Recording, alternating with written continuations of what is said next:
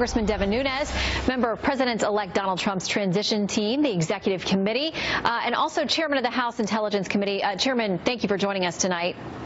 Thank you. Thank you. Great to be with you. Any surprise to you that General Mattis, although it seems he has wide praise across the aisle and all up and down, the ranks inside and outside the military, there are those detractors who are now coming forward immediately with questions about his ability?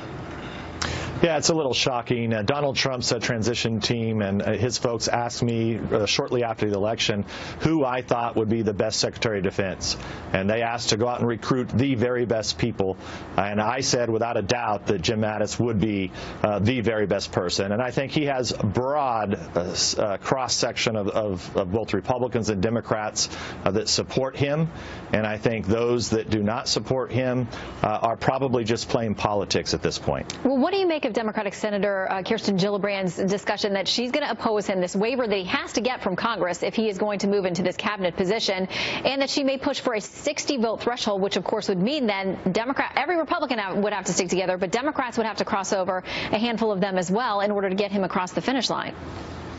Well, I would say it's a rather pathetic because she has not yet heard General Mattis testify before the Senate, so he should at least get that chance.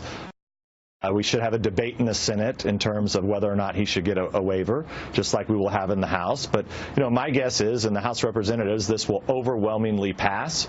And if the Senate really wants to stop a four-star general who is one of the most revered generals in our nation's history, and at least in modern history, at a time that's very, very difficult overseas, especially in the Middle East, and a man who's been right. He was right on Iran.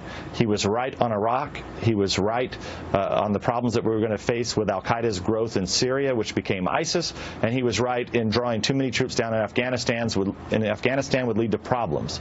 So, I hope that the Senate just sticks with the facts, and Donald Trump asked us to go out and find the very best person for the job, and that's what we did. And I think that Donald Trump made a very, very wise decision in selecting General Mattis to be the next Secretary of Defense. There are hotspots around the world. There are domestic issues as well within the Pentagon that if he is confirmed, he's going to have to deal with right away, from budgetary issues to dealing with ISIS.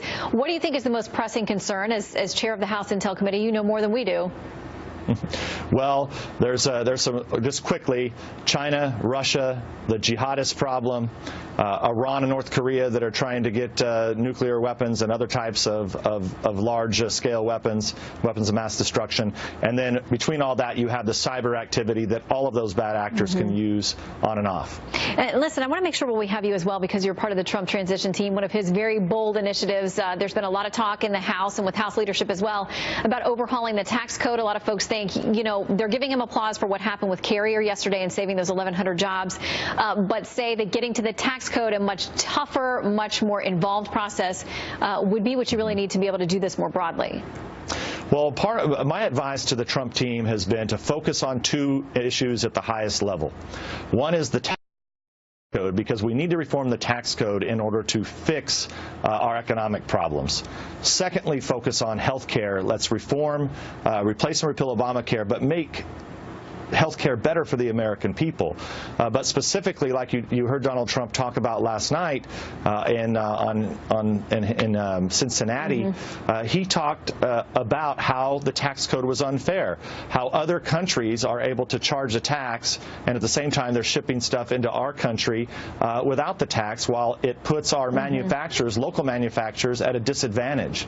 And so I'm excited about Donald Trump trying to repair the tax code, and I think that it's going to be very, very difficult, and they're going to have to focus on it, but we have a lot of people that are going to help them.